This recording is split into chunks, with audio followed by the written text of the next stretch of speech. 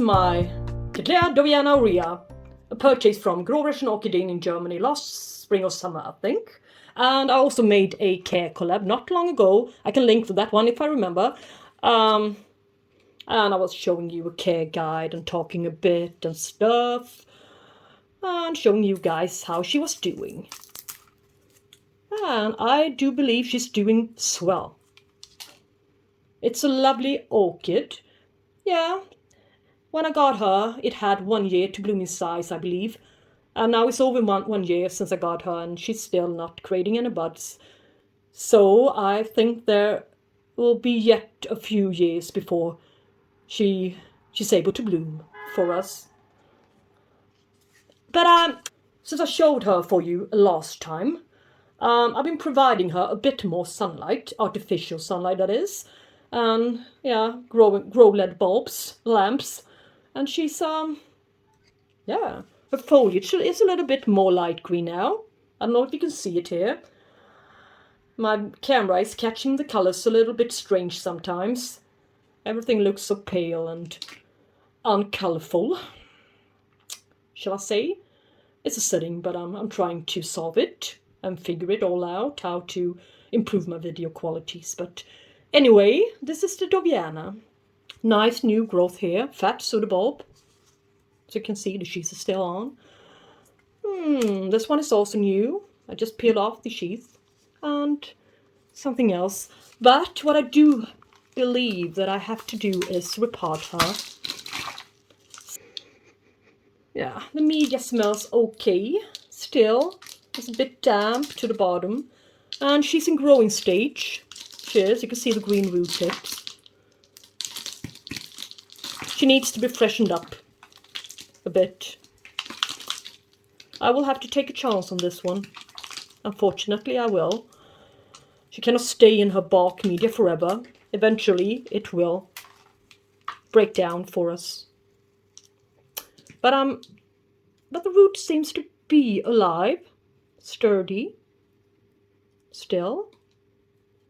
And this variety is a bit fussy and finicky. So I don't think it likes to be too damp, even though it's fully capable of being grown in semi-hydroponics and self-waterings, as you saw in your orchids video. But I'm not going to take a chance. I've lost far too many Cattleya Dowianas to dare to take the chance of losing this one as well. So what I will do is get a beautiful new pot for her, one little size up for her to grow on nicely for a couple of years, perhaps 2 more years, until it's necessary to replace the media again. So now, after a bit of consideration and given some thought, I finally figured out what kind of mixture I would like to give her. This mixture is a bit of rock wool and some pumice, a little bit of charcoal and medium grade bark. Yep, this is how it's going to be. You know why? As I'm shifting from this size pot to this size pot, it looks a lot heavier, but it isn't. It really isn't. Yes. But, well, I need to be a little bit careful, since this one is the most precious orchid that I've got. So I'm going to use one with some ventilation holes, but not too much. So I'm going to put her into a black outside container, so it won't dry out far too fast. Alright? And as its roots are used to be not exposed to sunlight, I think we're going to keep it this way. So this is a really vigorous plant, and it's not as long as it's not visited by scale. This one has proved to be a really resilient one. No scale. That's remarkable for being in my collection, and as for being a Cattleya in my collection, that is. So let's just pre-wet her roots a bit before we get started. So, a few pieces of coarse bark to the bottom. Yes, for drainage mostly.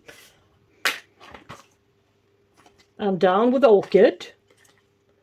it's growing in this direction and as well as this, so, well, I suggest this one will be the front side. Yeah, as you can see, the pot is not, it's really not too wide for it or too big. Yeah, it will be, this one will give me a hard time to put some media to it, but I will manage. Yay! But it's going to take some effort to get it down. This is still a young plant and she needs a little bit more moisture still. So that's why I provided a little bit of rock wool to her.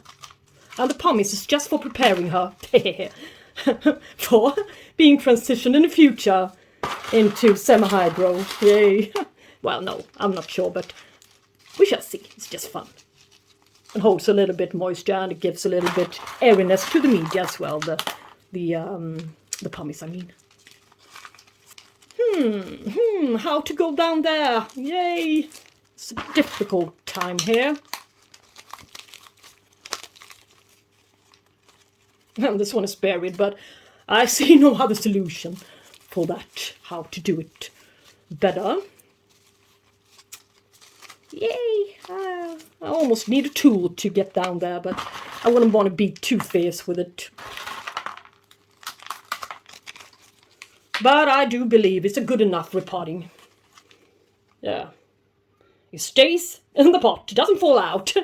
But I'm a little bit nervous that I repotted her a bit too much down. So I just lifted her up and see to that the base of the pseudoballs are not really covered all that much with media. Yay! Yeah. Never mindy. Yeah, it looks quite alright. And this bark is so new and fresh and dry, so it won't be able to sustain as much humidity as it will in a while. But in a while, this guy will have an even more dense root system and widely spread into the pot. Now, I will just see to that I don't overwater her. Since I water her about, at the most, I might add, once a week. I dip water her.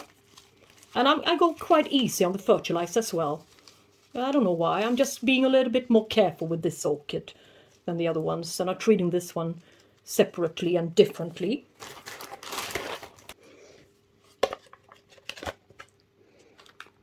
So now she's all set. She's repotted to my Cattleya Dowiana Aurea.